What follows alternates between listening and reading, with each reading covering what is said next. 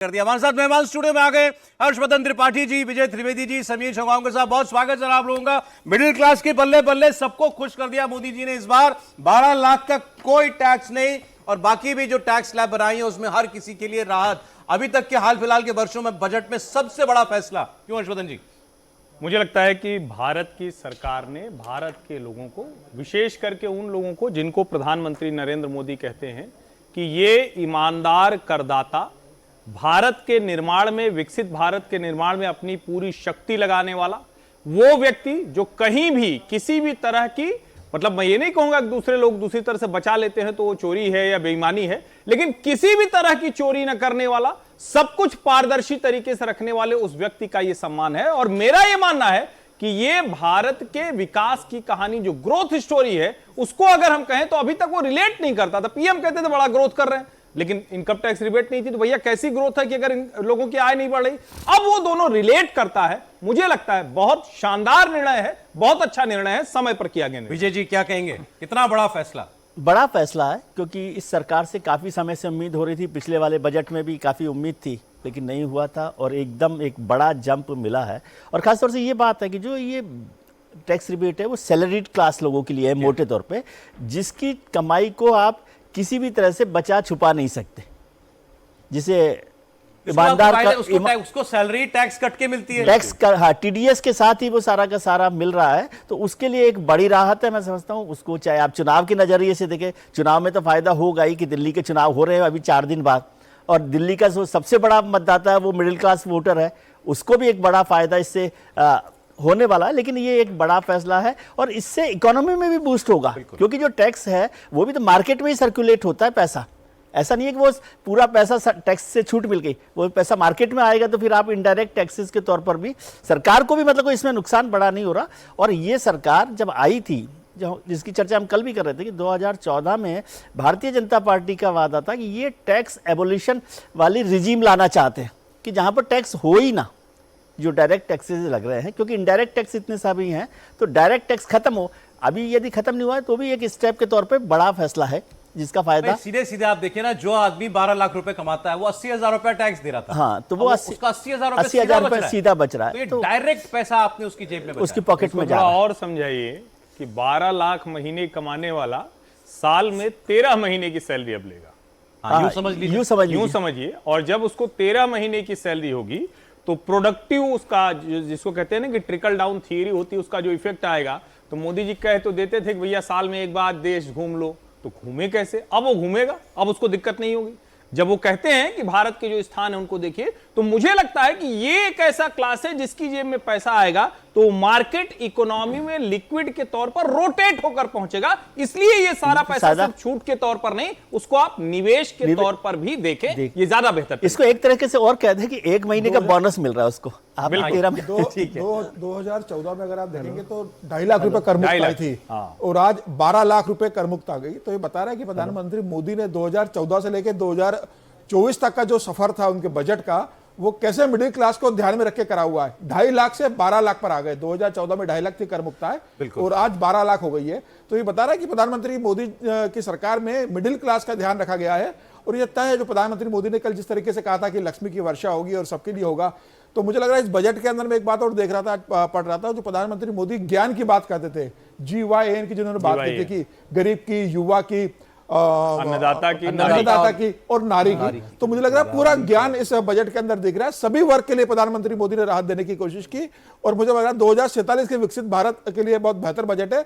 और सबसे बड़े जो मध्यम वर्ग जो राहत मांग रहा था, महंगाई के कारण थोड़ा परेशान था, उसे लग रहा था कि बजट में उसे राहत मिलना चाहिए इनकम टैक्स से लेके, प्रधानमंत्री मोदी ने सारे मध्यम वर्ग व्यक्तियों को खुश कर दिया मुझे लग रहा है इस बार। और निश्चित रूप से बहुत शानदार बजट है। पहली बार ऐसा लग रहा है कि इस बजट में सबको कुछ ना कुछ मिला। और मध्यम वर्ग तो मुझे लग रहा है इस समय उछल रहा होगा, इतना उसको एक अच्छा जो उम्मीद वो कर रहा था। किसी को उम्मीद नहीं थी कि 12 लाख तक जाएगा, उम्मीद की जा रही थी कि 10 लाख या 11 लाख तक हो सकता है। 12 लाख तक का इसके अंदर कर मुक्त कर देना मुझे लग रहा है सबसे दूसरी एक बड़ी घोषणा है कि आप 4 साल का रिटर्न भर सकते हो एक बार में। यह भी एक अच्छा घोषणा इस बजट के अंदर है। पहले 2 साल तक का था जिसमें पेनल्टी भी लग जाती थी, अब 4 बार का रिटर्न पिछला एक साथ भर सकते हो। मुझे लग रहा है ये भी एक सरकार ने एक अच्छी फैसिलिटी दी है। कोई अगर नहीं भर पा रहा होगा तो वो भरेगा, उससे पैसा आएगा, सरकार के रेवेन्यू में आएगी। तो बजट हर मामले में मुझे लग रहा है बेहतर है। सभी वर्गों का पूरा ध्यान रखा गया है इस बजट के अंदर, और ये सही अर्थों में आम आदमी का बजट है, गरीब व्यक्तियों का बजट है, और समाज का जो पिछड़ा हिस्सा है, जो निचले स्तर के लोग हैं, उनको भी ध्यान रख के बजट लाया गया है। मोदी सरकार के तीसरे कार्यकाल का यह पहला बजट बहुत शानदार बजट है मुझे लगता है, और इसके लिए प्रधानमंत्री मोदी को धन्यवाद देना चाहिए। क्या देखिए, और कुछ इसकी स्टार्टअप्स, एमएसएमई और स्टार्टअप्स के लिए भी एक बड़ा इसमें सर, पहले ये डायरेक्ट टैक्सेस की बात कर लें, इनकम टैक्स वालों की हम बात कर लें तो 12 लाख तक को तो आपको कोई टैक्स देना ही नहीं है। 12 लाख से ऊपर वालों के लिए सीधे सीधे जो बताया, जो इसके तहत होगा वो ये कि जैसे 16 लाख अगर आपकी आमदनी है तो पहले आपको 1,70,000 रुपए टैक्स भरना पड़ता था, अब आपको 1,20,000 रुपए टैक्स भरना है। मतलब आपकी 50,000 की सीधी सीधी बचत। ये मैं बोल रहा हूं 16 लाख तक की अगर आपकी आमदनी है। तो अगर आपकी आमदनी 20 लाख रुपए तक की है तो पहले आप देते थे 2,90,000 रुपए टैक्स, अब आप देंगे 2 लाख रुपए साल का टैक्स। मतलब आपकी साल की 90,000 रुपए की बचत हो रही है अगर आप 20 लाख रुपए कमाते हैं। अगर आपकी तनख्वाह 24 लाख रुपए महीना, मतलब महीना 2 लाख रुपए अगर आप कमाते हैं तो पहले आप 4,10,000 रुपया टैक्स देते थे साल का, अब आप 3 लाख रुपया टैक्स देंगे। मतलब आपके बचेंगे 1,10,000 रुपए हर साल। और 50 लाख अगर आपकी तनख्वाह, अगर मान लें अगर आप इतना कमा रहे हैं, 4 लाख एंड अबव कमा रहे हैं अगर आप, तो उस तब आपको भी फायदा है। पहले आप 11,90,000 दे रहे थे, अब आप 10,80,000 दे रहे हैं, तो आप 1,10,000 रुपया कम टैक्स आपको भरना होगा। तो हर इनकम ग्रुप को राहत है। ऐसा नहीं है कि केवल 12 लाख तक वालों को टैक्स नहीं तो ऊपर वालों को फायदा नहीं।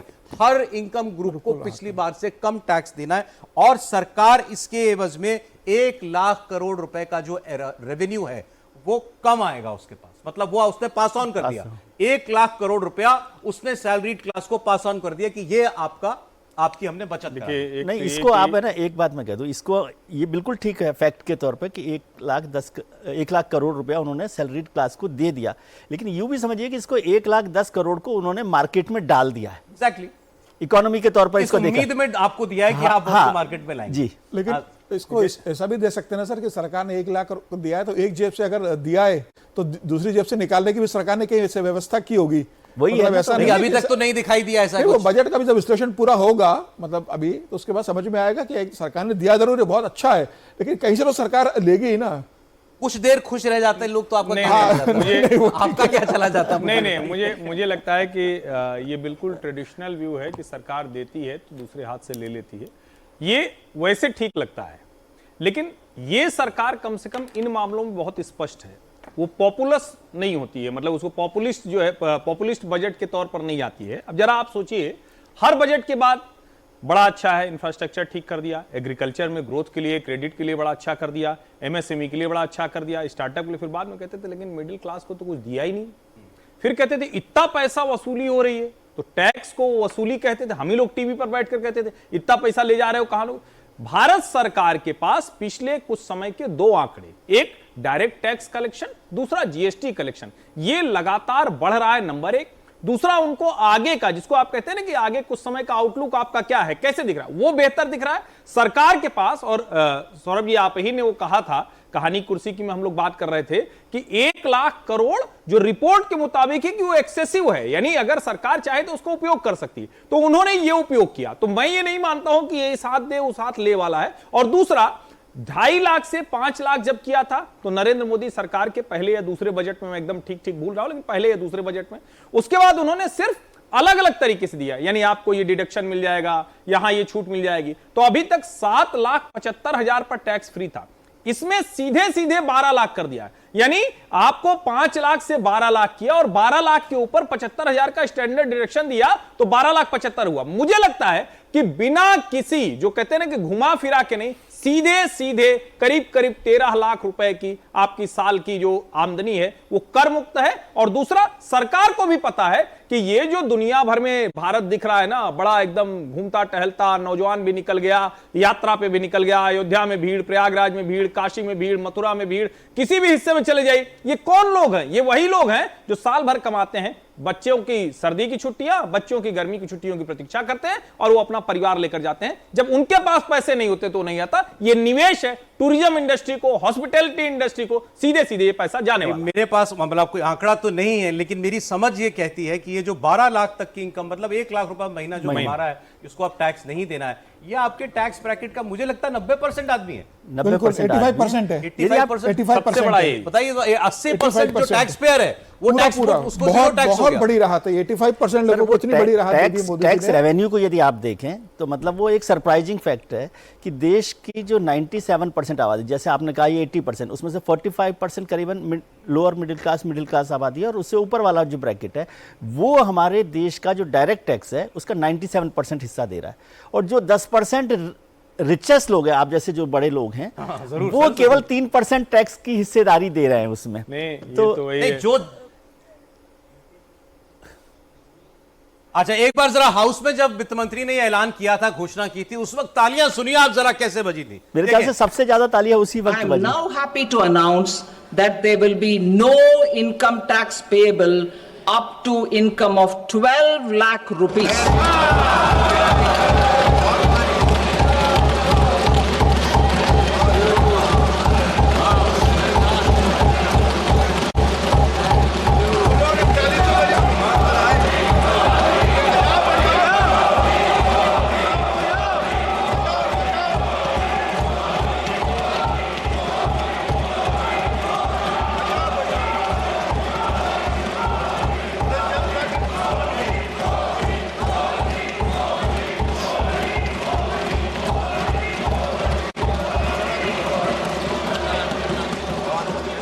So, average income of 1 lakh per month, other than the special rate income such as capital gains, under the new regime, this limit will be 12.75 lakh for salaried taxpayers due to the standard deduction of 75,000. I am now happy to announce that there will be no income tax payable up to income of 12 lakh rupees.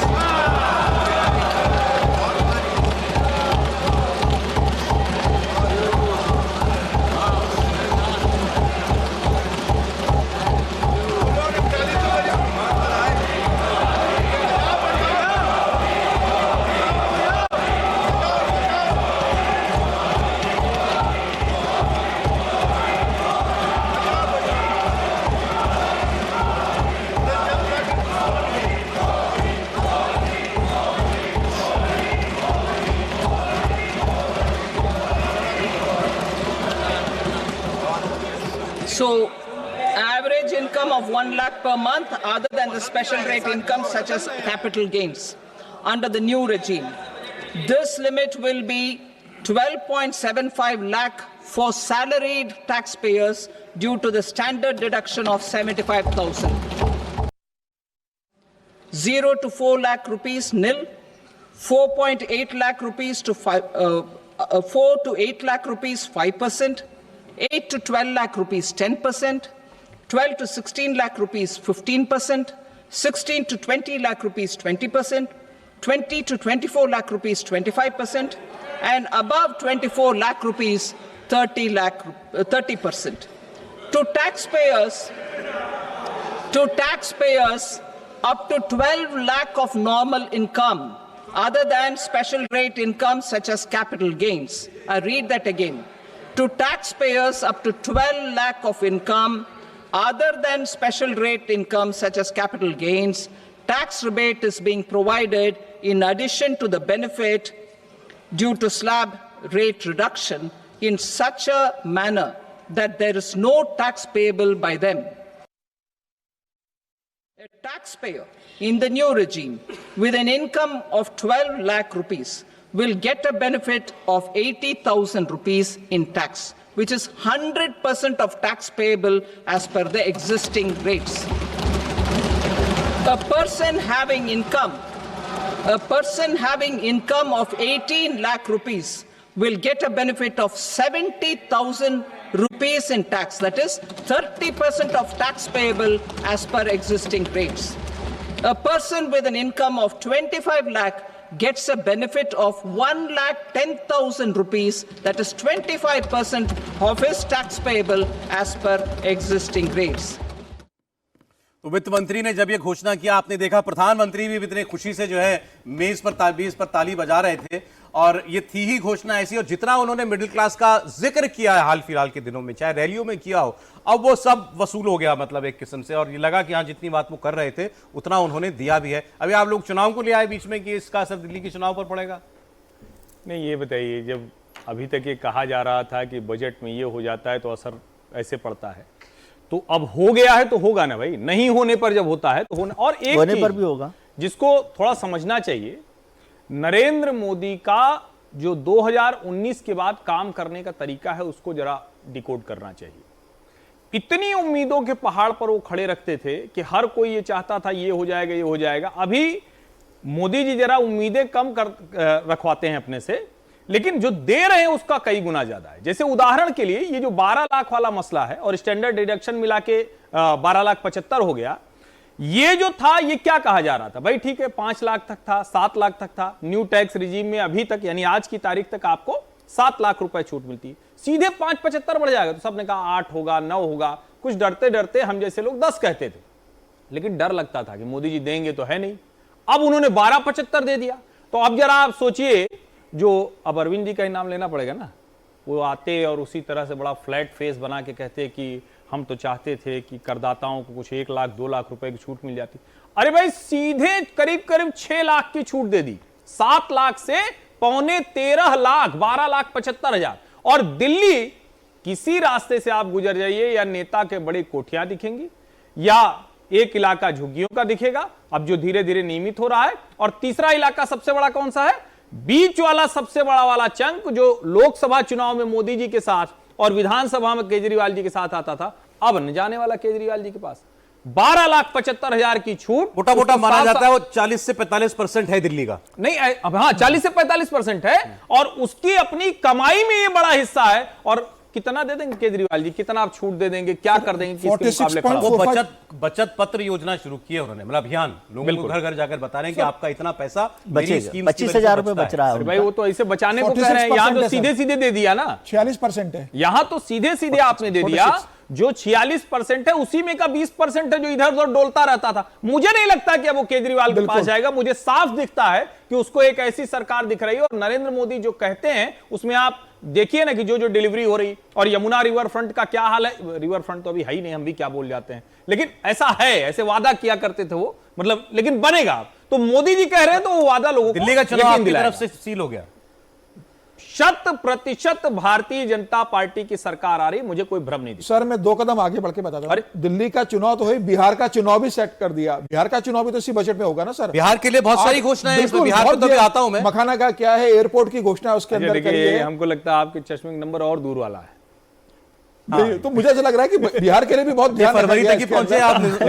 इस बार दिल्ली चुनाव तो खैर अभी 5 तारीख को voting होने वाली है, 72 घंटे बाद, मतलब पहले दिल्ली की बात कीजिए ना, इलेक्शन का। दिल्ली की बात करेंगे तो सबसे बड़ा मध्यम वर्ग दिल्ली के अंदर है। और जिस तरीके से इनकम टैक्स की घोषणा की, सिर्फ एक यही घोषणा पूरा मध्यम वर्ग प्रधानमंत्री मोदी के इस घोषणा के बाद, जो अरविंद केजरीवाल का जो बार बार घूमकर घर में हिसाब लगा रहे थे बैठ के कि बचत कार्ड बना रहा हूं, अच्छा आपको बिजली फ्री में आती है, 200 रुपए बच गए, इसमें 250 बन गए, आपके घर में 2,000 रुपए महीना बच गया, देखिए आम आदमी पार्टी को वोट देना। एक ही प्रधानमंत्री मोदी की इस घोषणा ने अरविंद केजरीवाल की सारे बचत पत्र को बहाकर ले गए हैं। यह तय है कि मध्यम वर्ग एक तरफा प्रधानमंत्री मोदी को वोट करेगा, इस बीजेपी को वोट करेगा।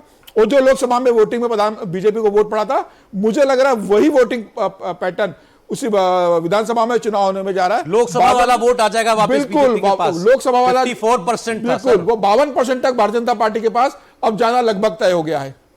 आपको भी ऐसा लग रहा है? देखिए, दिल्ली के इलेक्शन का ये पूरा इलेक्शन जो है, दिल्ली का इलेक्शन, हम चर्चा भी करते रहे कि मिडिल क्लास डिसाइड करेगा, क्योंकि जो 30% वोट केजरीवाल साहब के पास है, लोअर मिडिल क्लास का या EWS वाला, वो अब भी उनके पास है, जो उनकी बचत योजना या जिसे जो भी आप कह रहे हैं। एक मिडिल क्लास था जिसका जो वोट डिफरेंस करता था विधानसभा चुनाव में और लोकसभा चुनाव में करीब करीब 15%। भारतीय जनता पार्टी के पास 38% वोट है, लोकसभा में वो 52 पर 54 पर जा रहा है, जिसमें से हम समझ रहे थे कि 5% उनके पास बढ़ता है। ये मिडिल क्लास, और दिल्ली तो मोटे तौर पर मिडिल क्लास शहर है, और दिल्ली जो है सिटी स्टेट है, तो उसमें कोई बहुत बड़ा एक ऐसा चंक जो 46% चंक है, और जो 15% वोट का डिफरेंस मोटे तौर पे भारतीय जनता पार्टी के साथ रहा भी है, क्योंकि लोकसभा में जा रहा है, तो वो ऐसा नहीं है कि वो उसको अनटचेबल मान रहा है। तो उसको वापस आने में कोई दिक्कत होगी ऐसा मुझे नहीं लगता। और वो यदि इधर आ रक्षा जाएगा, मंत्री राजनाथ सिंह बोल रहे हैं। ये बताते हुए प्रसन्नता हो रही है कि डिफेंस बजट यूनियन बजट का लगभग 13.44% है। डिफेंस फोर्सेस का मॉडर्नाइजेशन हमारी सरकार की यह प्राथमिकता रही है और हम इसके लिए निरंतर कार्यरत हैं। इसके लिए 2025-26 में 1,80,000 करोड़ रुपए का कैपिटल एलोकेशन किया गया है, जो हमारी सेनाओं की कैपेबिलिटी को और अधिक बढ़ाएगा।